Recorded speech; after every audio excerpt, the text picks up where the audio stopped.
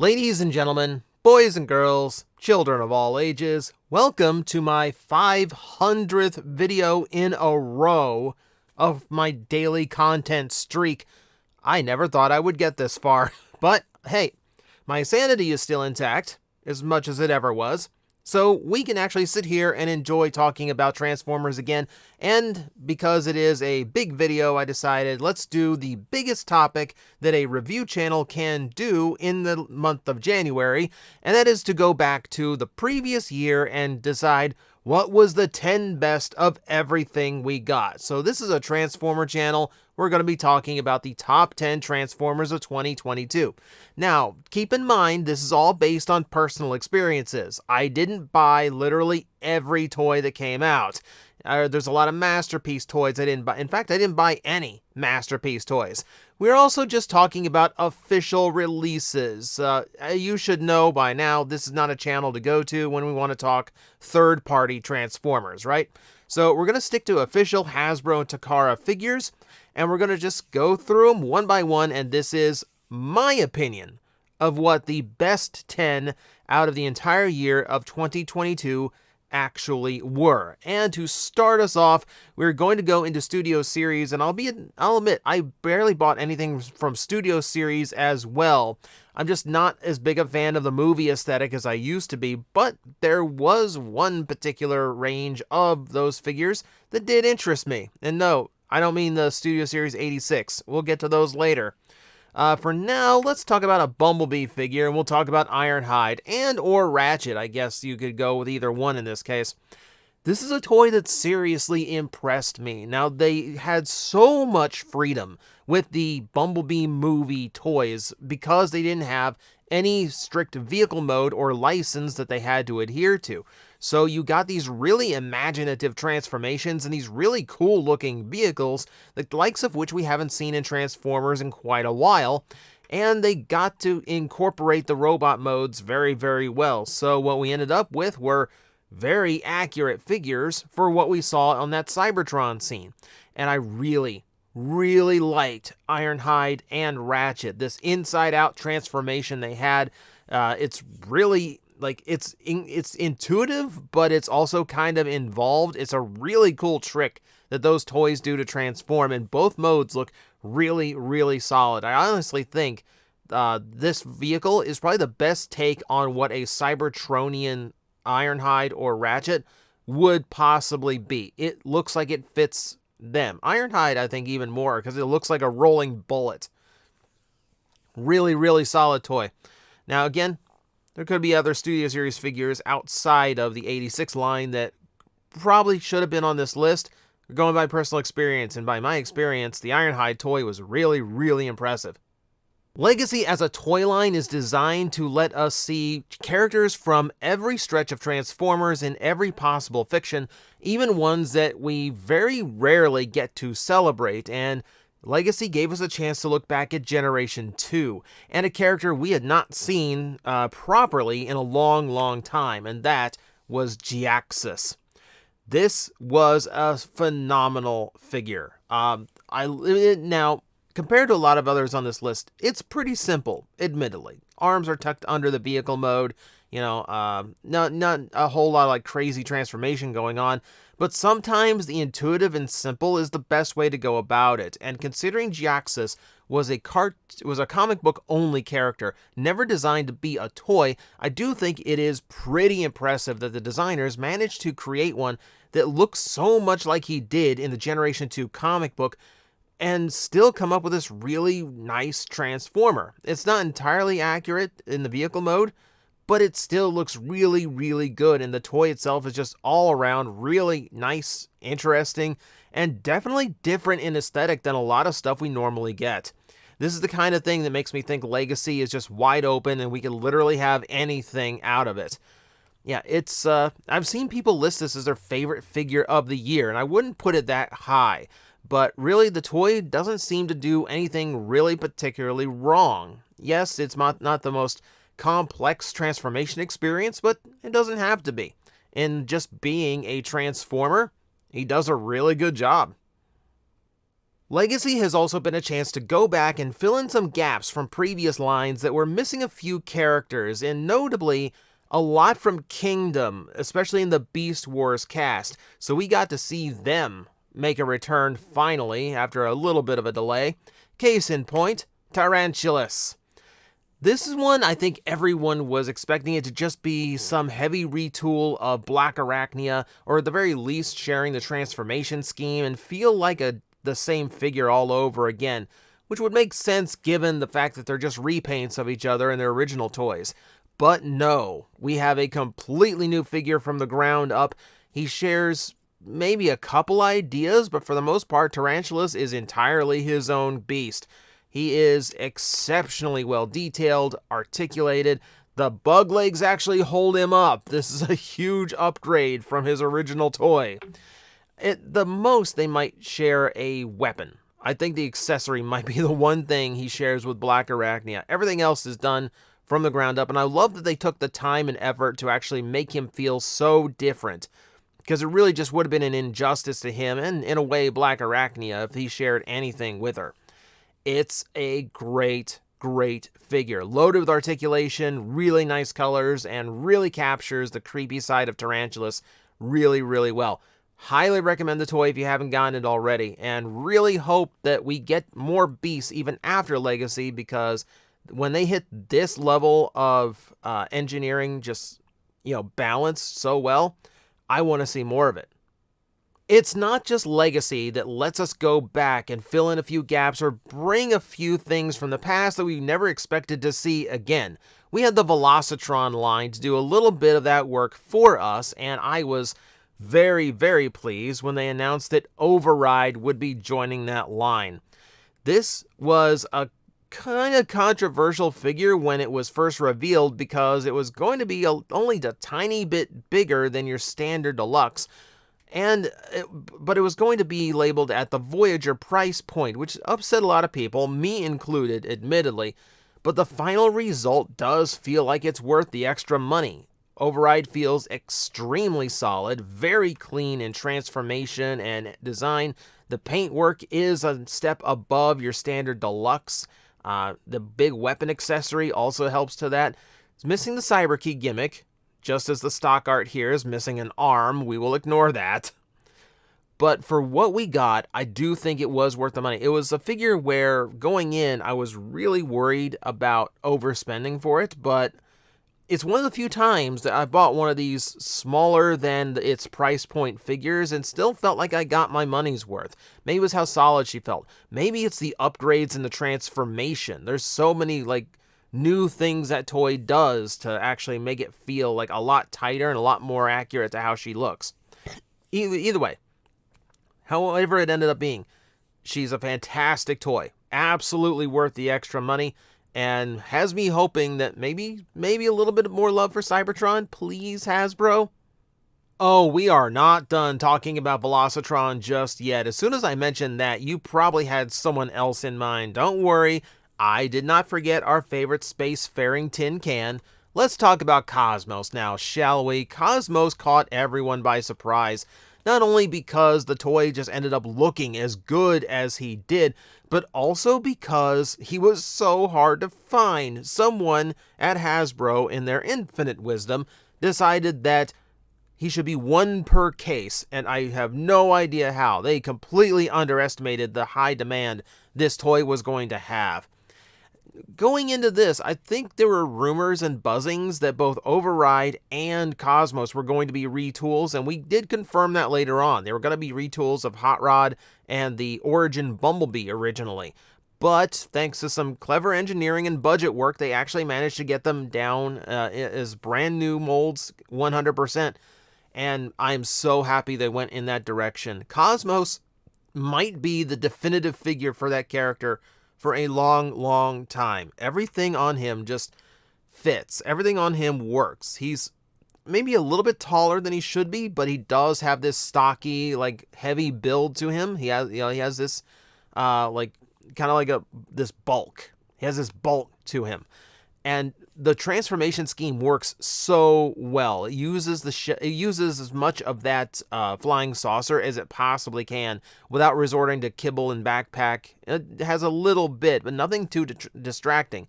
And overall, it's just a fantastically figured out figure. Considering it's simple, considering it was done with only 3 molds, it's a really, really impressive job. I'm crossing fingers that this toy eventually makes it out into a future wave of Velocitron or whatever line at Walmart ends up replacing it, because more people deserve the chance to get a hold of him. He is an absolutely fantastic toy, and it's a shame he got short-packed as badly as he did. We are hoping for another round.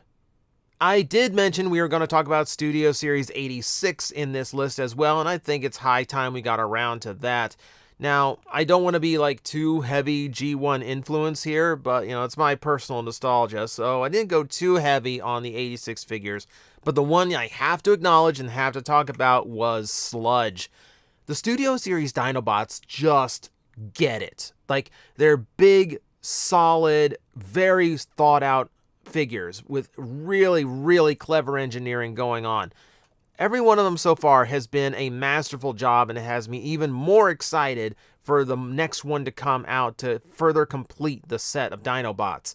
Sludge being no exception. He is a very complicated engineered figure for what he is, considering how simple he used to be. Yeah, there's a lot going on to the toy that makes it a really clever and fun transformation experience that it just has a lot going for it, and still manages to correctly use the shell aspects of him that are part of his overall design. We can forgive the wings because that's always been part of his silhouette. So, he's going to have some shell by design. Now, I could knock this one down a few pegs on the list because mine had some QC issues with the knees, which were somewhat common, but I also know that people got a hold of Sludge that was perfectly fine. Knees firm and no trouble whatsoever. So I'm going to give him the benefit of the doubt, and I'm going to put him this high on the list because engineering-wise, toy design-wise, and all that, he absolutely deserves to be this high. A fantastic figure all around if you got good QC. And really has me looking forward to Snarl and Swoop. Please, please let Swoop be this good. Please, that's all I need. With Tarantulas released, Legacy only had one more job to do, and that was to finish what Kingdom started and complete the Season 1 cast of Beast Wars, which is when we get to talk about Inferno. I can understand Hasbro being a little bit trepidatious when it comes to this character. Remember, the original toy, shelf-warmed. Nobody bought it. And then so few people bought it that when they went to do the Transmetal Inferno, they actually redubbed it as a brand new character, hoping that that might keep people from connecting the two and maybe it would help sales. It did not.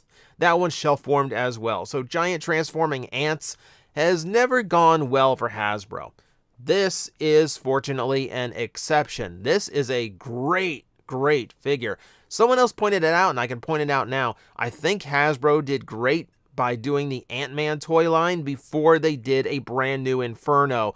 They nailed the ant. The overall look, it's got almost a cuteness to it, strangely enough, but the texture of the body all works. The proportions are all correct. His legs stand up once more, so we have that as well. And then we get into the Transformer side of things where, oh my god, it captures him so well. I was so concerned this toy would have like loose joints or poor engineering and that big backpack of his would just weigh him down, but no. Not only do they find a way of having his 4 full like blossom butt thing in the back, they've also figured out how to incorporate the engine, which is also his gun, and they've made him sturdy enough to be able to hold all of it up, which, hey, that's better than some Infernos. My Inferno, admittedly, the original is used, but it couldn't stand up ever. Like, ever. This is such a high upgrade, and they put so much character into it, too. It is very much the manic pyromaniac from Beast Wars, right down to the fact that his mouth opens in robot mode. It's such a good touch. Great figure. Great upgrade of the original toy, and great to see that the entirety of the Season 1 cast is complete, and now we're just kind of waiting for them to keep going. We got a Transmetal 2 Megatron, there's rumors of more on the way, and now we're just kind of itching. I want more. I've said it before, I'll say it again in this video. I want more of these Beast Wars toys. We're getting into the top 3, and this time I have to acknowledge a Transformer toy that did not get produced by Hasbro or Takara. And no, I am not suddenly randomly adding a third-party toy into this list, despite what I said earlier. We're going to go to a real, legal, legitimate third-party toy, and we're going to talk about Lego Optimus Prime. Lego did what Hasbro and Takara continuously failed to do ever since the 90s, incorporate brick-built game toy playstyle into a Transformer and still retain what made the character a Transformer. Lego Optimus Prime is a huge set and an incredibly satisfying build, and the fact that it is not only articulated in the robot mode but fully transformable as well is absolutely astonishing. This is a play pattern that Hasbro has just never been able to get working with Transformers. You have Build to Rule, which was an utter mess with ugly toys. You had Creo, which did a better job, but was still dependent on disassembly and reassembly, which created just a ton of busy work, essentially, just to get him from one mode to another. Lego, as you would expect of some of the single best toy engineers on the planet, they figured out how to do it. And it is done masterfully. Throw in some accessories that you get to build yourself, and a pamphlet that includes a ton of cool little factoids and things about Prime while you build it. And it's an incredible experience overall, and a wonderful piece, both for a Transformer and a Lego collector. Two of the most iconic toy lines coming together. And I hope it is just the beginning of this. I would love to add more of these to my Lego collection. At number 2, it really should be the top toy of 2022 for Transformers, but it's me, so you probably know what number 1 is. So at this point, the real build-up is, what is number 2? What would I call the best toy of 2022 that isn't the obvious choice? Well, in that case, let's point to Legacy Motormaster, shall we? Okay, I did not expect this toy to feel as big or as solid as it did when I finally got it in hands. The fact that the trailer is just all of his combiner bulk makes it so solid and heavy, in a really satisfying way. And then you get all the other play patterns to this. You have what I would consider to be one of the best base modes that one of these characters have gotten in a long time. Probably one of the best extra modes that they call a base mode that Hasbro's rolled out in any figure in a long time. I mean, it feels good, it's solid, it's fun, it works really, really well. You have a robot mode that is faithful to the original design of Motormaster from the cartoon, right down to having tiny little truck feet. It's like he's wearing novelty slippers of himself. It's kind of cute, but it is a very satisfying figure to transform, and yeah, it's a really well done, well articulated toy on top of that. And then you have the combined mode, which I couldn't find a stock photo for because this isn't how it works. So even if you don't have the other Stunticons, you can still form the Menasor mode, and everything is still solid and it still works as a figure. There's just a few things that look a little hollow, look a little thin. So you don't really imagine it as a stripped down Menasor. What you view it as is a super mode for Motormaster, the likes of which we have not seen in Transformers in a long, long time. Akin to something like a Power Master Optimus Prime. It gives the toy one extra level of play pattern, and I find the toy completely playable when it is in this super mode. And then, yeah, you can stack on your Stunticons and form a Menasor. But even on its own, it provides this really broad package of really great playability across everything it does. It's a really fun and engaging toy with a lot to do. And yeah, it's probably, I might dare call this my favorite Commander class they've ever done, just because it all works so well. So yes, in any other year, Motormaster would be my #1 toy of 2022. But 2022 wasn't just any old year, was it? This brought out the official release of something that I was eagerly anticipating. I literally talked about this toy for a year on this channel, just like itching and just drooling over this every time even the slightest little bit of nugget of information came out.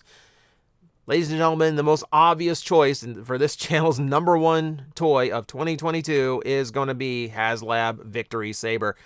I know, shocking. I'm sure everyone familiar with this channel is just like losing your mind right now, but it really does deserve the acclaim. Now, it's not fair because it is a crowd-funded, made-to-order toy. It's going to hold itself to a higher standard. It's going to have a lot more going for it that would have been stripped out of a retail release. It has natural advantages. But it is a toy released in 2022 that is currently available to buy through third-party sources only. So it does count. And I mean, I can't deny it. Like even to put my bias away, I have it does so much. You've got the 2 vehicle modes, the combined vehicle mode, you've got the individual robot modes, and then Saber and the Brain Master is still a thing. All that works really well. You've got these 2 fully realized figures, a leader class and a commander class, essentially, like maybe on the small side of those marks, but that's basically what those sizes are these days. And then, yeah, you've got the combined mode that is also incredible. You got a ton of accessories going on. You've got 2 Micromasters that are best not to think about because they're just bonuses. And they're not the best quality anymore. Those molds have been through a lot. Let's put it that way. But it is an incredibly robust package of everything this thing does. And the more you play with it, the more you experience it firsthand, the more you realize, yeah, if this had ever come out at retail, even as a leader, even as a commander, there would have been so much stripped out of it. I see people complaining about a few hollow parts here and there. I don't want this thing collapsing under its own weight. I don't mind hollow on it. Also, it's really not a big deal compared to a lot of retail stuff. If this thing was available at Walmart, the thing would look like an empty shell. It would look like an Authentics figure. But it does not. It looks solid. It looks powerful. It's well articulated. Detail is great. It includes everything I wanted it to include. Like even taking my own bias out of it, everything about the toy was done with masterful quality and with, just painstaking effort. You can tell they really wanted to make sure the toy hit it off really well.